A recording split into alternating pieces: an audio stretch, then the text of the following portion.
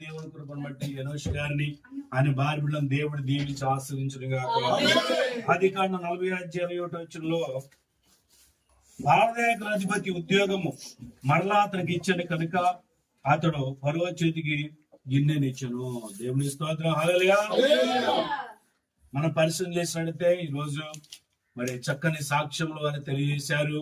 దేవుడు వారిలా మంచిగా గొప్ప గొప్ప కార్యములు జరిగించినందుకే దేవుని స్తోత్రం. హల్లెలూయా.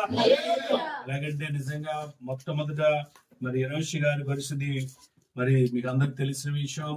కుమారుడు ఒంటరిగా మరి ఆ కుమారుడు జీవిస్తున్న సమయాలలో యేసు వారు నిజంగా మరి క్రీస్తు సైన్య సాహసం తరఫున మరి సావుకుడిని హోషై గారిని ఇక్కడ తీసుకురావటం, మరి ఆ కుమారుడు వచ్చిన ముందు నుంచి కూడా మరి ఎనోషి గారు అంటే శైలాకి వివాహమైన దగ్గర నుంచి కూడా మరి ఎనోషి గారు మరి ఎంతో విశ్వాసంతో ప్రార్థనలో నడవటం, మరి ప్రభు వైపు చూడటం, మరి ఆ కుమారుడి ప్రొక్లైన్ లో ట్రైనింగ్ చేసుకుని ఆ కుమారుడు చక్కగా డ్రైవ్ చేస్తున్నప్పుడు ఆ కుమారుడికి అనేక ప్రదేశాలు మరి వెళ్తున్న సమయాల్లో చక్కగా ప్రార్థన చేయించుకొని వెళ్ళటం.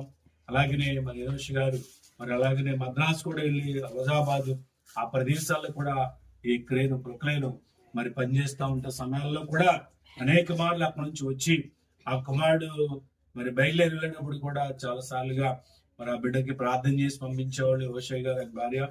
మరి ప్రతిరోజు ప్రతిసారి అలాగనే ఆ బిడ్డను చూసినప్పుడు ఎంతో బాధ కలిగేది. ఏంటంటే మరి ఒంటరిగా మరి ఎలాగా దూరంగా ఉండి ఎక్కడో పని చేసుకుంటున్నాడని బాధపడేవాళ్ళం.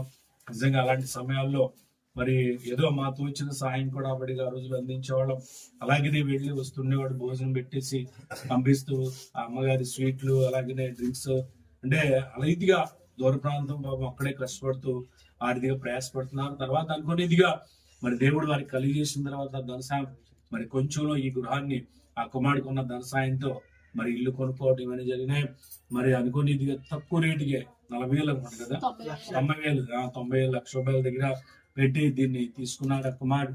ఆ గృహం తీసుకొని మంచిదనంటే అప్పటికి పెళ్ళాల ఆ కుమారుడు అలాగనే మరి గృహం తీసుకోవడం జరిగింది.